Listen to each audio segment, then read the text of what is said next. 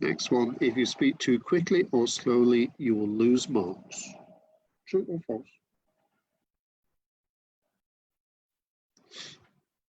What could happen if you speak too quickly or slowly during the test?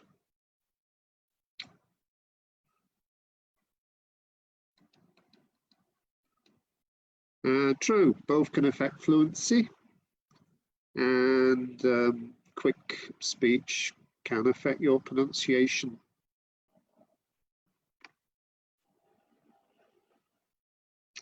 So if you speak slowly, it would mean that your fluency mark will be band 5.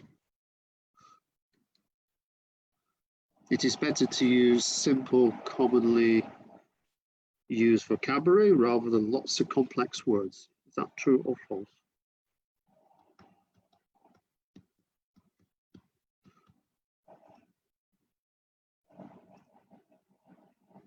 Okay, anything's true? Anybody else?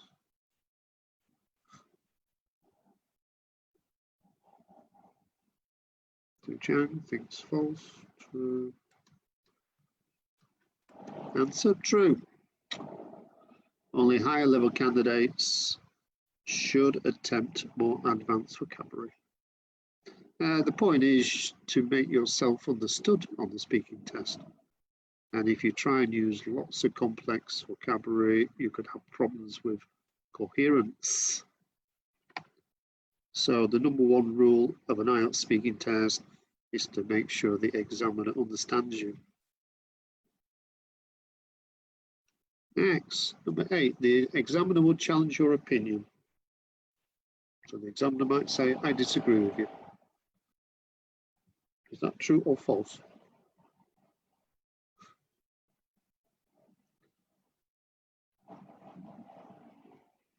Some falses.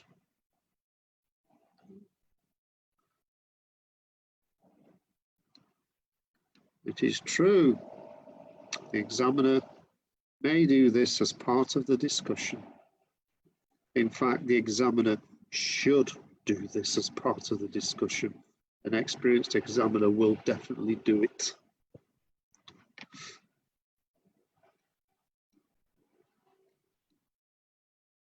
Number 9, the examiner will clarify part 3 question if the candidate does not understand it. In other words, if you say, can you explain what this word means? Will the examiner explain the meaning of it? Is that true or false?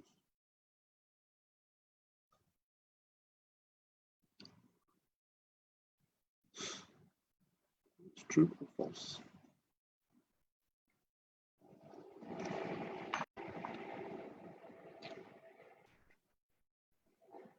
In part 3 speaking, it is true. The examiner will do this. They are expected to adjust part 3 questions to appropriate difficulty of vocabulary for the candidate. So they will do it in part 3. They cannot explain a word in part 1, but they can in part 3. Last one. Questions on holidays are usually the easiest for candidates. True or false? What do you think?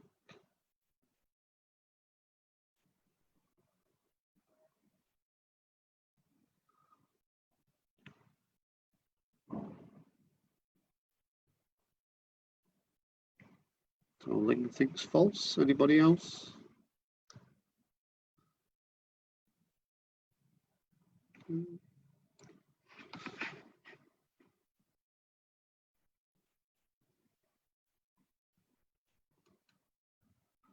And the answer is most false. Most candidates answer holiday questions really badly.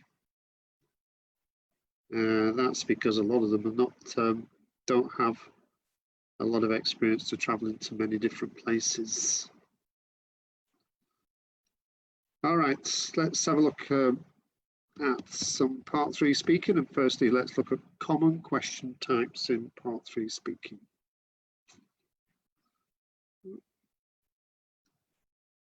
So here we are.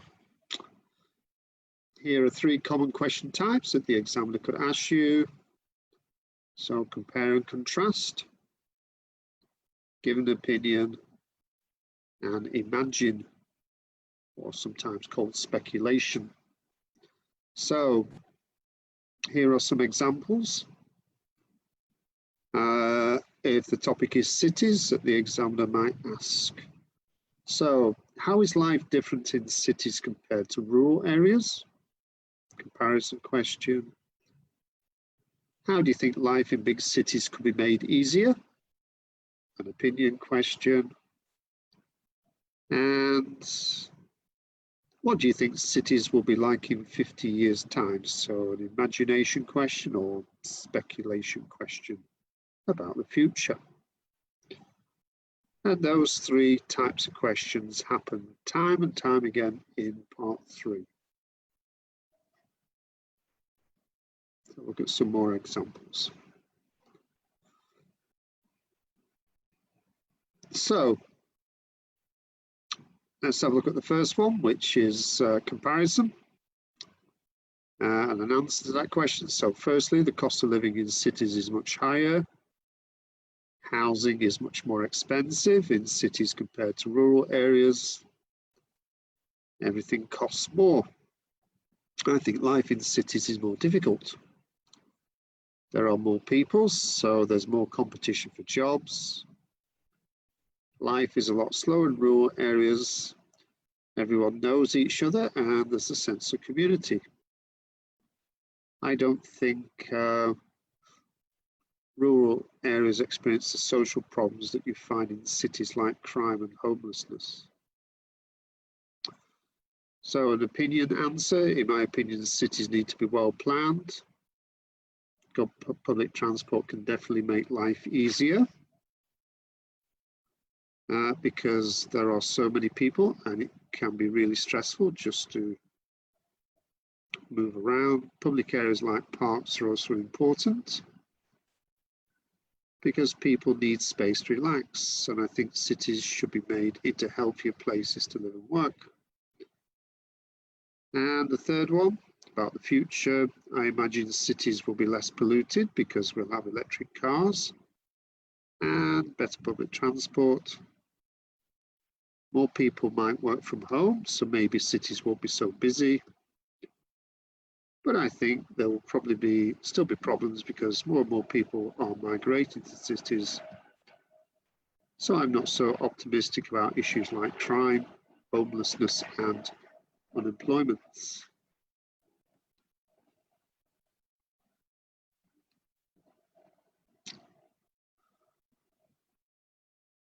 All right, so how to use examples. So in part 3 of the speaking test, you should try to give longer, more detailed answers. A great way to do this is by giving an example. However, I've noticed that students often forget to give an example, even when I've told them to answer using the 3 steps. So the 3 steps to answer a question, which is a direct answer, answer the question, explain your answer, and then give an example. So one solution to this problem when answering in part 3 is to force yourself to say the words for example. When I force my students to say these words, they always manage to find an example, and the result is that they always give better answers. So try it, just force yourself to say the words for example and see what happens.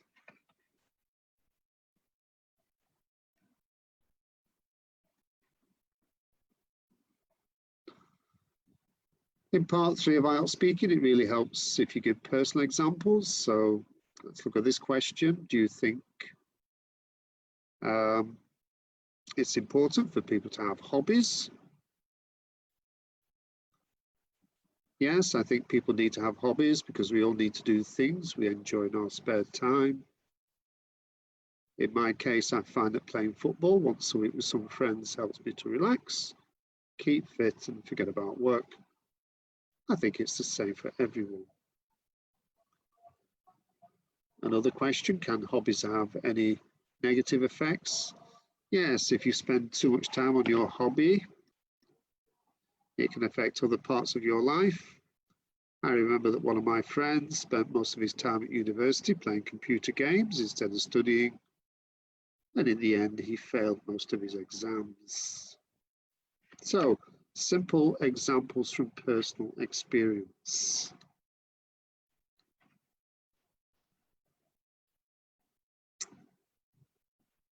What about grammar? Okay, so when answering the two questions below, you should be aware that the examiner is expected to hear some different verb tenses.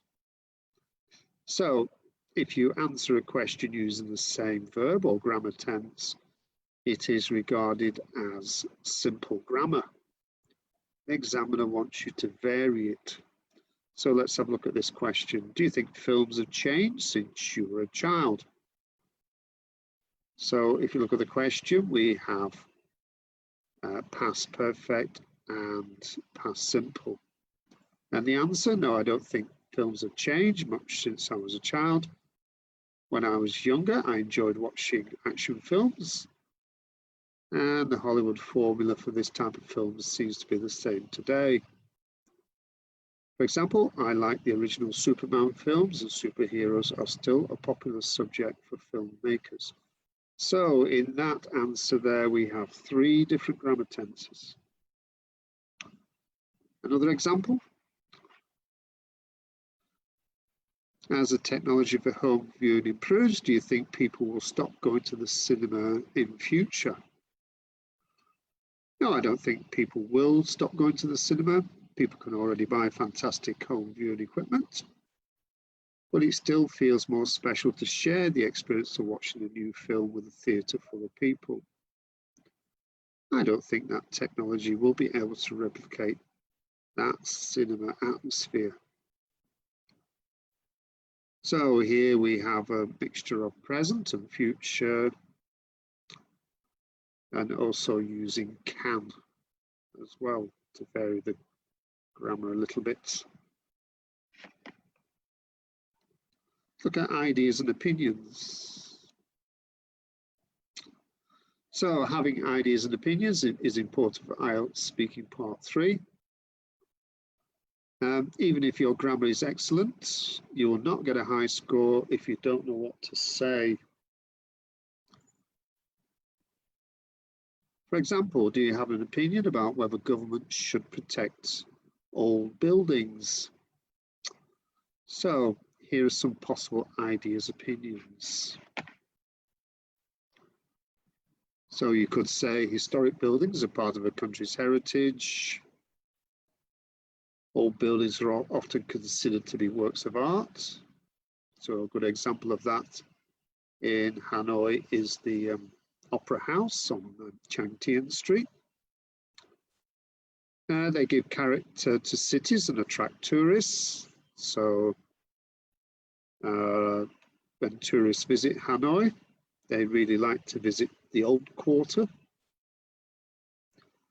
We identify countries by architectural symbols like the pyramids in Egypt, or Cairo is an example.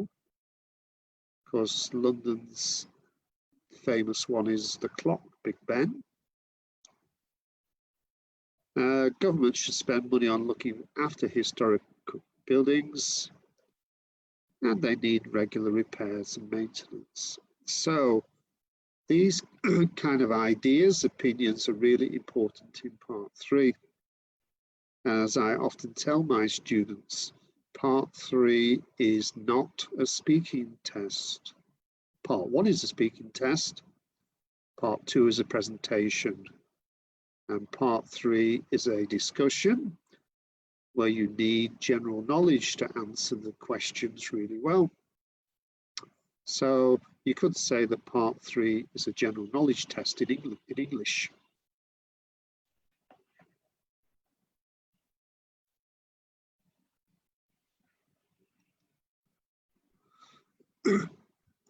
Now, this is another issue I find with some students. So by the end of Speaking Part 2, many IELTS candidates are exhausted and just want the exam to end.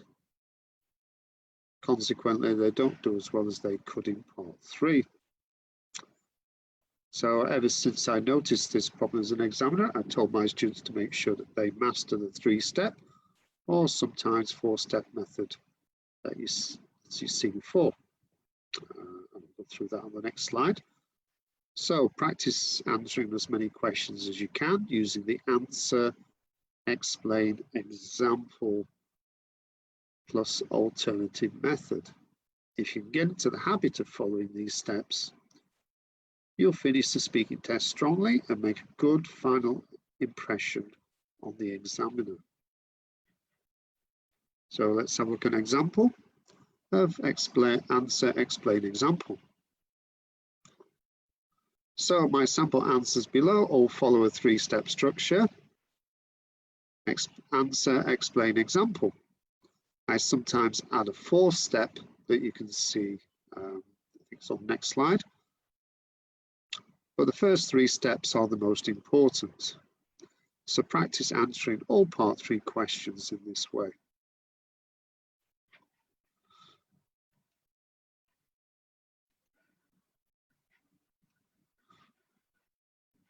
So how important is customer service for you? Answer, customer service is really important for me because I like to feel welcome and valued as a customer.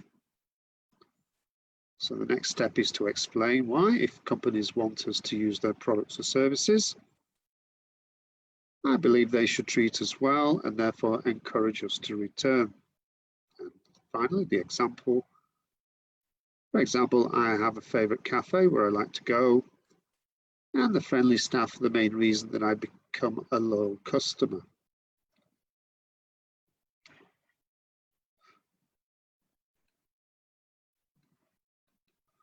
Let's have a look at another one, number 2. What can companies do to improve their customer service? So answer, I think managers need to train their employees to deliver great customer service. There are lots of things that staff members can do, such as ensuring that customers are greeted in the right way, or that their problems are handled quickly and they are asked for feedback. And the example, for example, the staff in my favorite cafe greet customers as soon as they come through the door, and they always check that we are happy before we leave. So another question, why do you think employees sometimes don't provide good customer service? So when employees' treatment to customers isn't good, I think it's usually because they are unhappy doing their jobs. This might be because they are treated badly by their managers or because they haven't been encouraged to take pride in their work. I remember in my first ever job, for example, I didn't like the work that I was given. And so I probably wasn't as thoughtful or as attentive as I should have been when I had to speak to customers. And the next slide, as we move on to it, is the longer answer technique. So here's the technique that I recommend for giving long answers in part 3. So again, answer the question directly. Explain why, give an example, and then explain the alternative or the opposite. And by adding in that, the last one, you are doing a comparison or a contrast, which means you are likely to use more complex vocabulary. So, do you think it's better to have clear aims for the future, or is it best to take each day as it comes? So answer, I think it's best to have a good idea of what you want to do with your life, especially in terms of studies and career. Having aims allows you to plan what you need to do today and tomorrow in order to achieve longer term objectives. For example, if you want to become a doctor, you need to choose the right subjects at school, get the right exam results, and work hard at university. And now we have the opposite. Without a clear aim, it will be impossible to take the necessary steps towards a career in medicine or any other profession.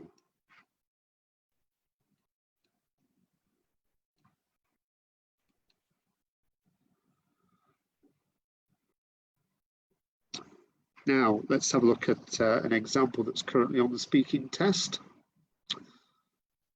So let's look. So note I tried to answer in a natural and slightly informal way, but with some good topic vocabulary. So say this question's on the speaking test at present. Why do some people buy lots of things for their home? I think there could be a couple of different reasons for this.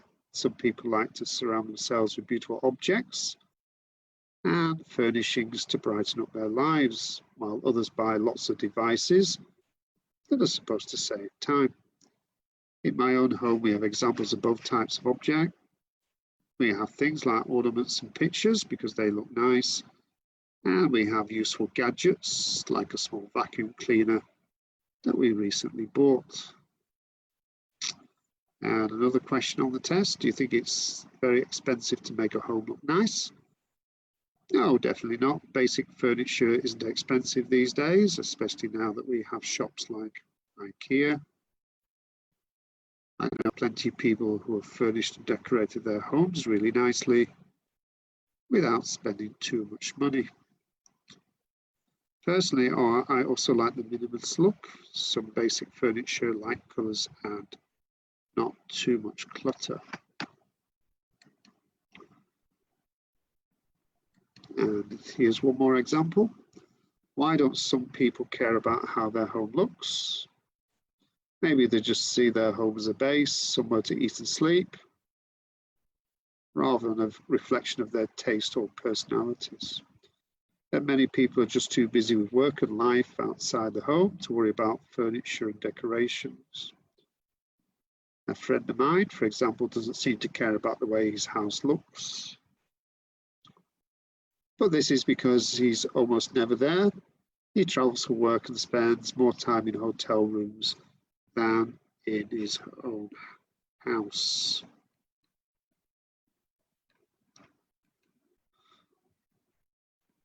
Next one, example. So there's always an education topic on the speaking test. I can't remember when there wasn't an education topic. And a lot of the part 3 questions tend to repeat themselves over time. So these examples are band 9, but they give you some ideas how to answer this type of question. So what do you think makes a good lesson? I think a good lesson is one that is interesting and engaging. By engaging, I mean that students should feel involved in the lesson. They should feel that they are learning something new that is relevant to them. In my opinion, a lot depends on how the teacher delivers the content of the lesson in a way that students like. My favourite teacher at university used to involve students by making us teach some of the lessons ourselves.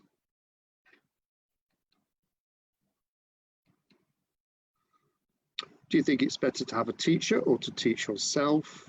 Well, there's no substitute for a good teacher. I think you can teach yourself, but you can learn a lot more quickly with the guidance of a teacher. For example, when learning a language, you really need someone to correct your mistakes. You can get the grammar and vocabulary from books, but books can't tell you where you're going wrong. Do you think the traditional classroom will disappear in the future? I don't think it will disappear, but it might become less common. I think more people will study independently, using different technologies rather than sitting in a classroom. Maybe students will attend a lesson just once a week and spend the rest of the time following online courses or watching video lessons. So the last one, of course, is a imagination or speculative question. And some students find these type of questions really difficult. You need to remember the examiner's not expecting an answer from an expert. All the examiner wants you to do is attempt the question with 1 or 2 ideas. And if you do that, the examiner's quite happy.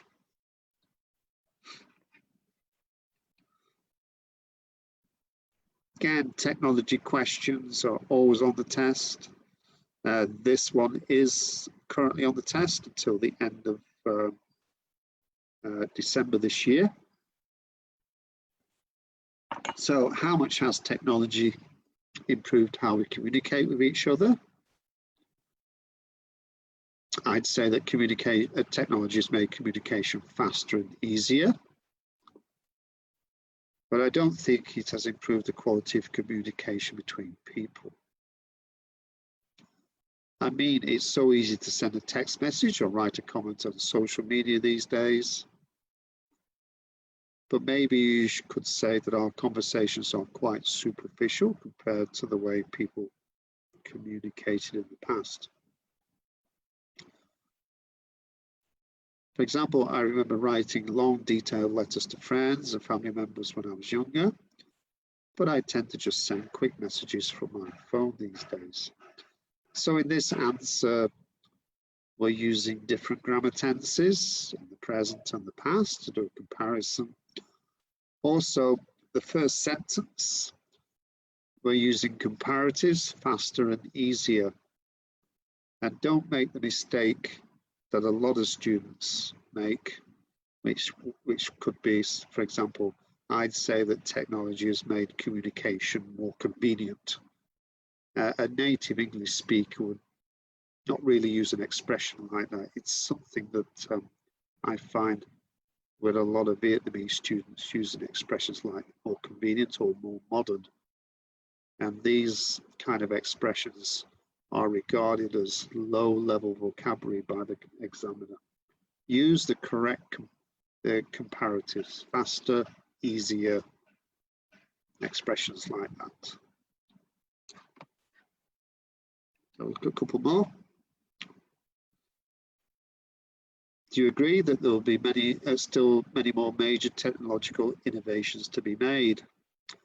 So of course, people are working on all sorts of new technologies as we speak. And I'm sure that there will be technological advances and breakthroughs for as long as human societies exist. Personally, I'm fascinated to see what happens with self-driving cars and other types of artificial intelligence over the next few decades. And then the example, in fact, it looks like the UK and California in the USA will see this happen next year in 2021. So both the UK and California are likely to introduce self-driving cars next year. Next question, could you suggest some reasons why people are deciding to reduce their use of technology? So again, this kind of question is often on the test. Yes, I think the main reasons are that people feel overwhelmed or that their use of technology is becoming unhealthy. Some people have realized that all the devices and applications that they use are making their lives more complicated and stressful than necessary. Others might see themselves becoming addicted to checking their phones or wasting too much time on their social media pages. I try to limit my own use of my phone and laptop because I want to spend more of my time in the real world and on the internet. So, notice here, I've said straight away, they think the use of technology is becoming unhealthy. Now, don't make the mistake again, what some students do. They'll start saying how looking at phones can give you bad eyesight and things like that. It's just sufficient to make the statements about being unhealthy and then move on, because that is not, if you start saying, well, it does this to you and that to you, it's not really adding extra information to your answer. You've already said that it's people who think they're becoming unhealthy. Keep focusing on answering the question directly.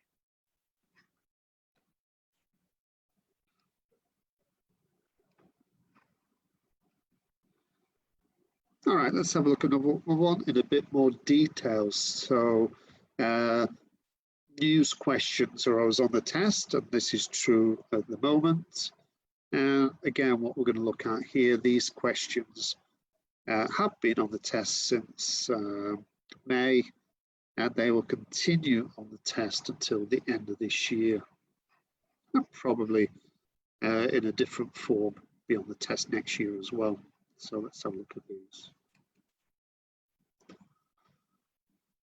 So we have 5 questions here that, as I said, are on the test at present.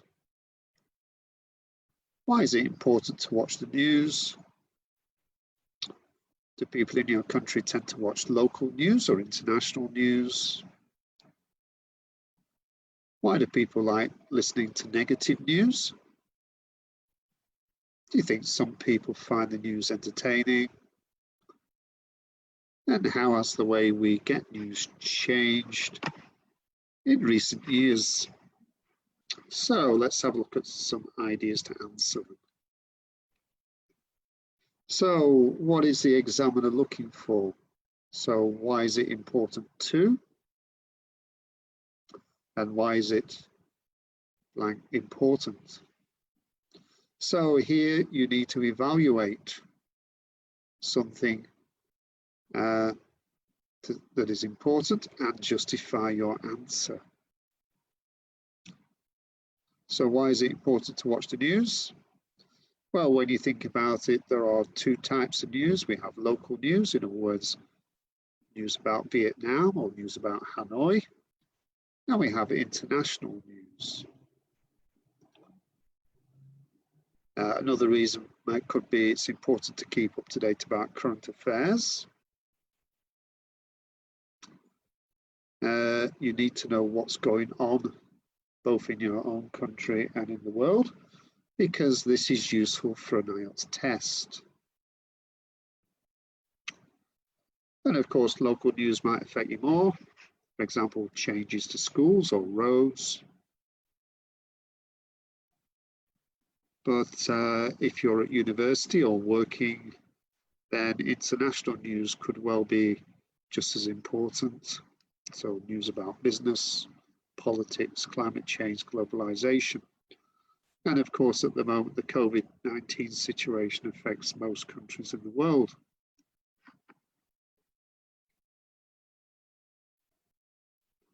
So let's have a look at this question.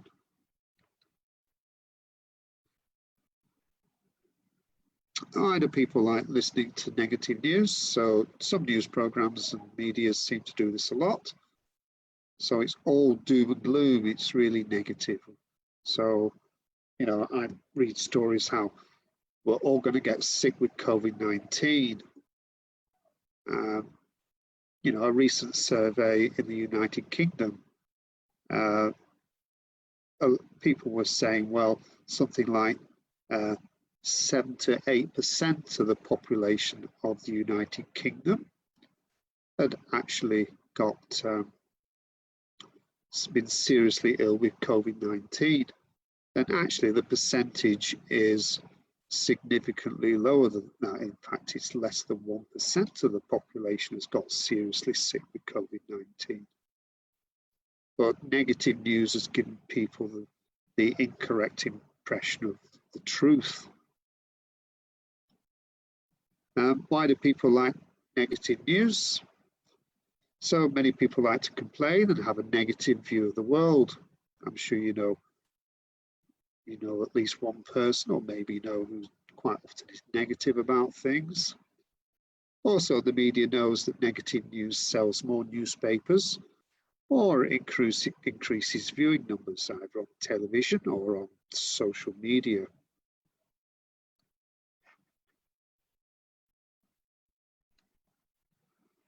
And I'm not being kind of anti-American, but I think that last one, really negative, is very much a format of the American news companies.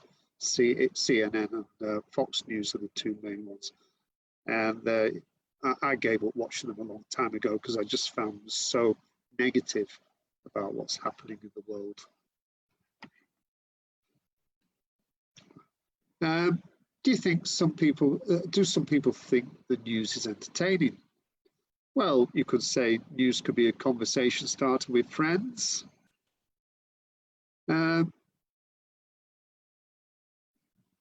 So comedy, shouldn't be comedy problems, I think that's a typing error.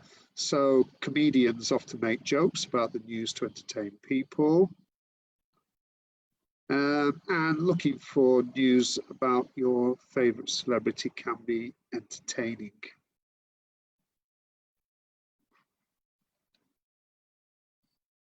How has the way we get news changed? Well, of course, you need to talk about the past.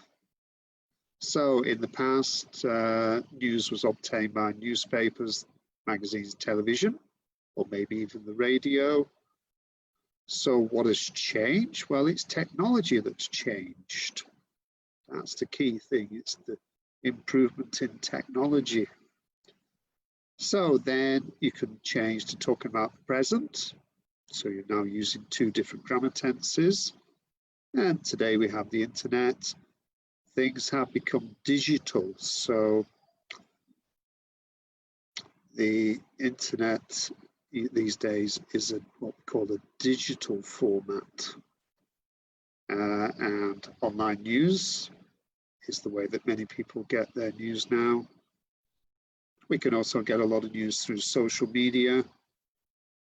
A lot of young people in Vietnam like to do that. And today we can get more access to the news than in the past because we have a lot more choice. And people these days are also creating the news. And they do this through apps like Twitter or blogs. And Donald Trump is a good example of this. He's kind of a Twitter fanatic. And also pop stars and celebrities, a lot of them have their own Twitter accounts or their own blogs. And they use that to promote themselves and write news about what's happening in their lives. So all those are good examples to help you answer this question.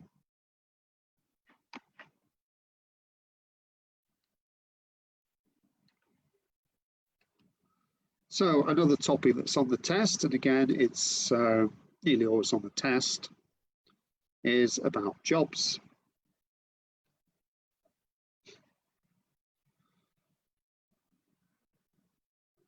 So let's just recap how to answer a Part 3 question.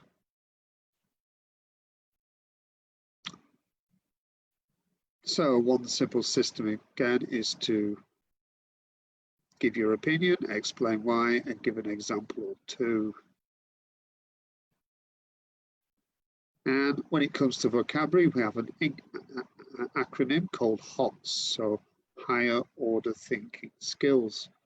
So to do this, you need to analyze, evaluate, justify, and speculate.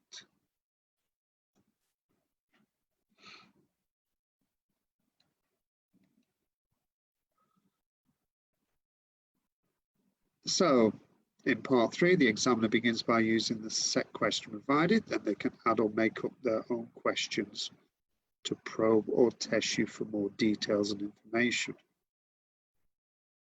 Therefore, it's a bit more difficult to prepare and memorize Part 3 questions before the test. So you must focus on question types.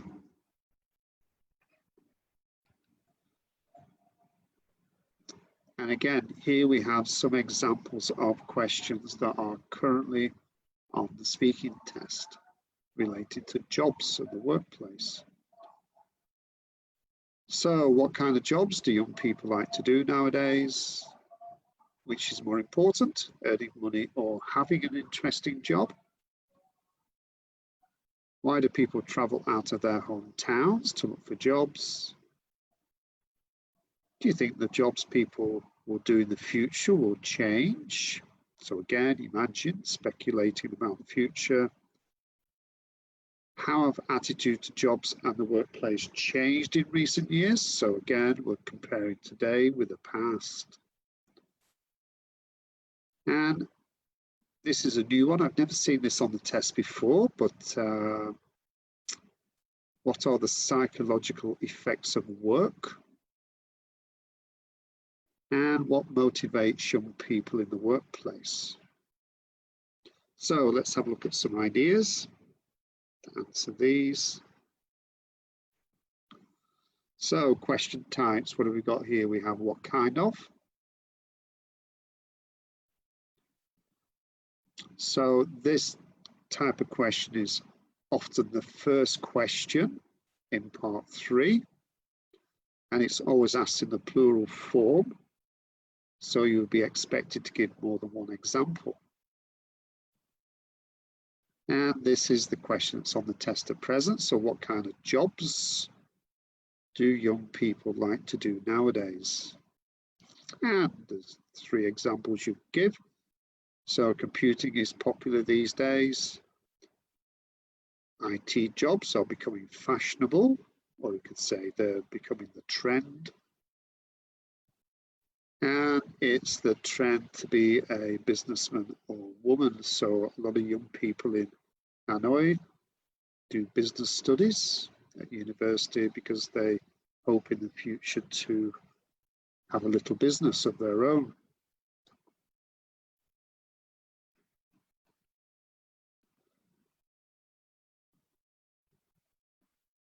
So we have question types where there's differences. So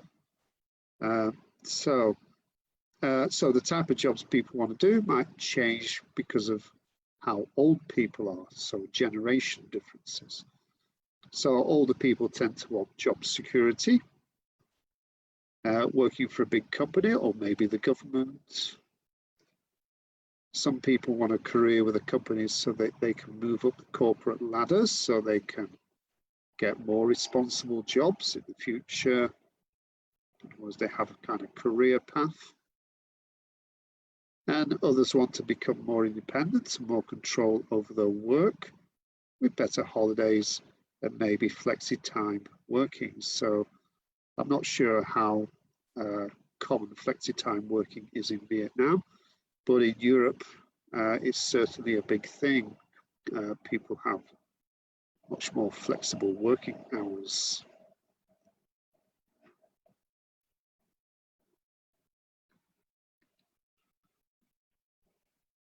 So let's have a look at this question. Which is more important, earning money or having an interesting job?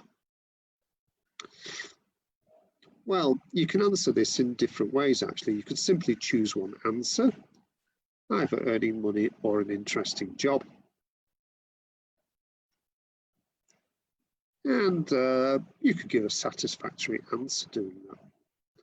However, if you want to give a more complex answer, you need to do comparisons and use the language of comparisons, as I mentioned before. So this will help you to develop your vocabulary, and if you do it reasonably correctly, it will improve your band score. So you could say earning money is really important, but having an interesting job is much more important. So you're comparing really important with much more important. And you could add that an interesting job can give you job satisfaction, and it will motivate you. So it will give you a more positive outlook on your work, on your career, on the company you work for.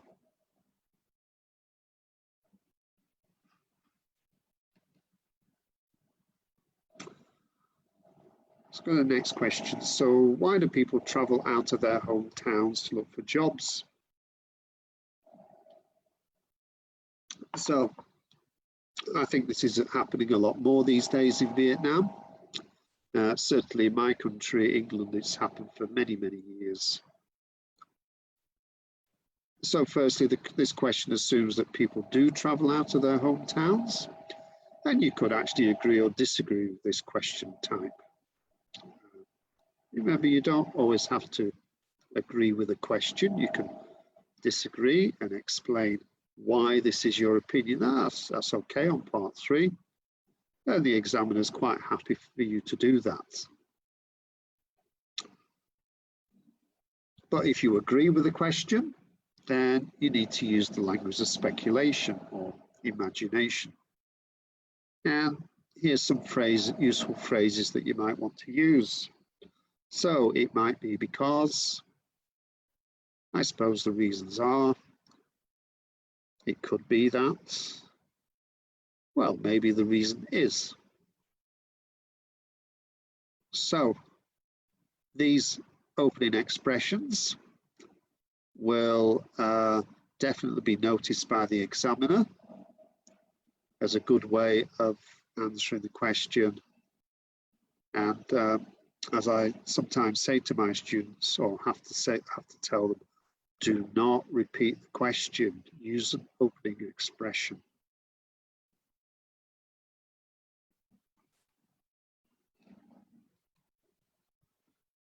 So why do people do it? Why do people move from their hometown to the big city? Well, there might be better jobs in a big city. It could be a better lifestyle, better educational opportunities.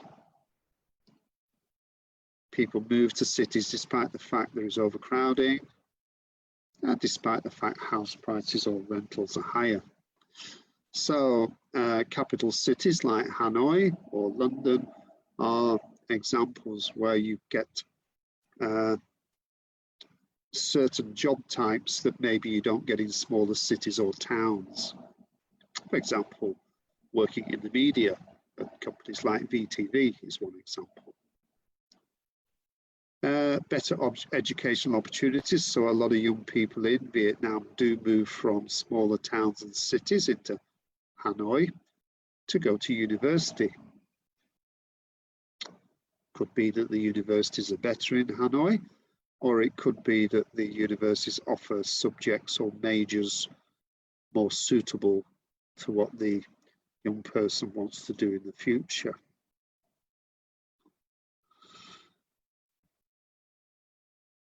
And notice that the last one, or the last two, I've gone to the negative.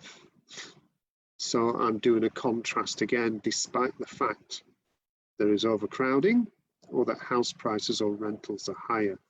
And again, I'm using the language of contrast.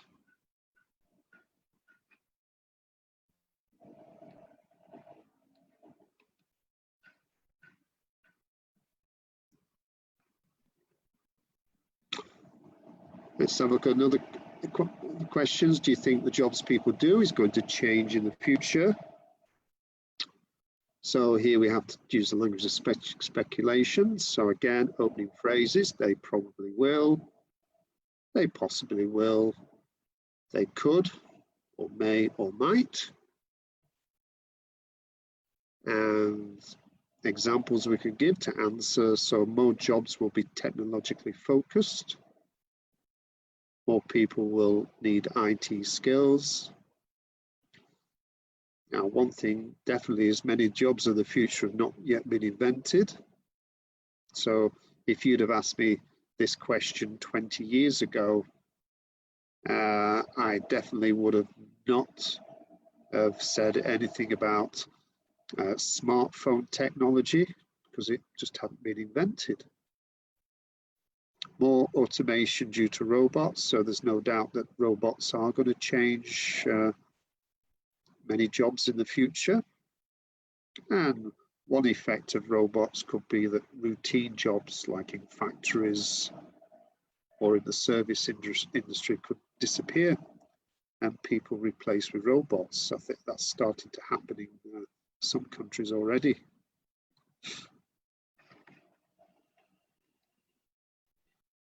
Another question, how have attitudes to jobs in the workplace changed in recent years? Well, you could start with saying in the past it was like this and now it's like this, to do a comparison. Attitudes to job securities are changing. People are changing jobs more frequently. So certainly in the past, people often work for the same company or organization. But these days, especially younger people, they seem to change jobs more frequently. So in the past, people expected a guaranteed salary. Now they want extras such as gym membership, free lunches, extra holidays, bonus payments as a reward for good work. Offices these days have a more open design. There are fewer managers in many companies now, and a lot more women work these days, and they're getting more responsible jobs. Certainly that's something that has been a huge change in my lifetime, the impact of women in the workplace.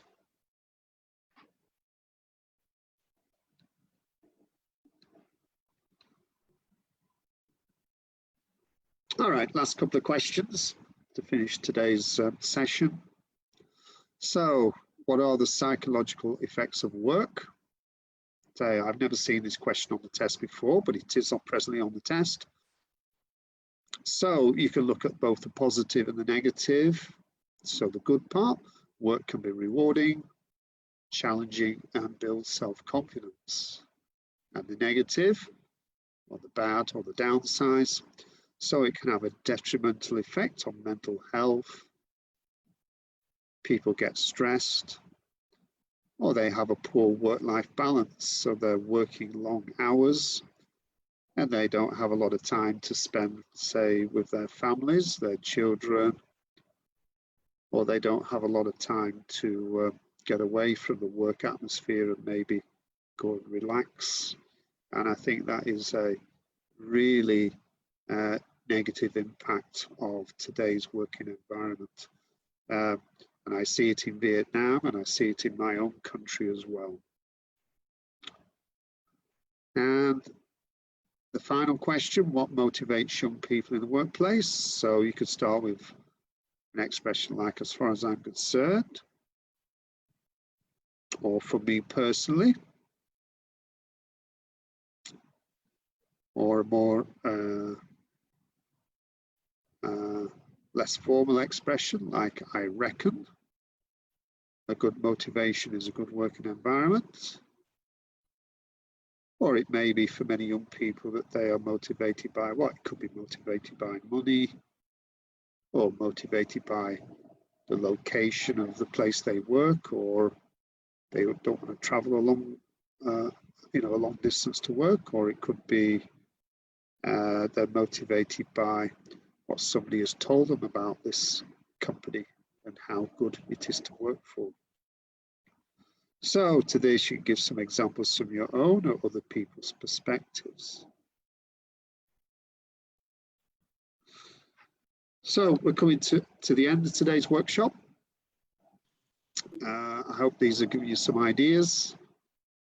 As I said earlier, nearly all the questions I've looked at today are currently on the test and will continue on the test until the end of this year. As usual, if you want a copy of the slides, then ask GLN, they will provide them for you. Next week, we are going to start 8 lessons in IELTS writing. We'll do 4 lessons task 1 writing and 4 lessons for task 2 writing, and look at all the different question types you get in those 2 forms of writing. So as I say, I hope you've learned something today, and hope the rest of the day you find useful, and hopefully see you next week. Okay, cảm ơn các bạn đã đồng hành cùng với thầy Terry và GLN trong suốt khóa học IELTS Free Course diễn ra trong 2 tháng. Vì hôm nay là buổi cuối cùng của khóa học này rồi, nên là mình xin giới thiệu về buổi học tiếp theo của tuần sau. Tuần sau là khóa writing, cũng khung giờ này. Khóa học diễn ra trong 8 buổi và chuyên sâu vào writing task 1 và task 2. Nếu mà các bạn muốn đăng ký thì mình sẽ gửi link ở đây. Các bạn đăng ký để nhận thông tin về khóa học cũng như là nhận slide buổi học hôm nay. Và các bạn có câu hỏi gì không ạ?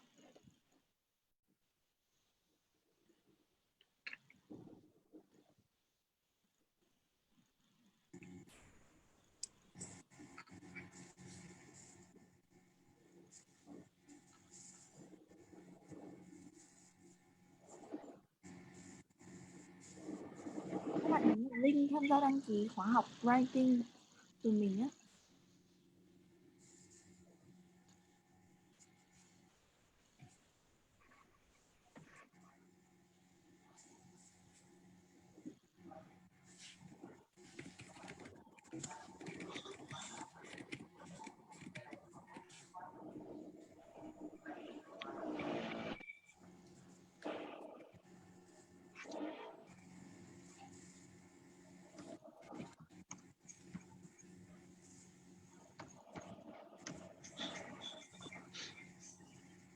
Ok, nếu các bạn không có câu hỏi gì thì mình xin phép kết thúc lớp học IELTS Free Course online tại đây.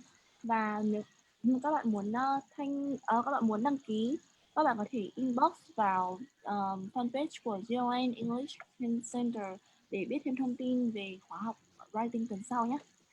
Cảm ơn các bạn. Chào các bạn. Thank you, Terry. Bye bye. Bye. See you. Bye bye.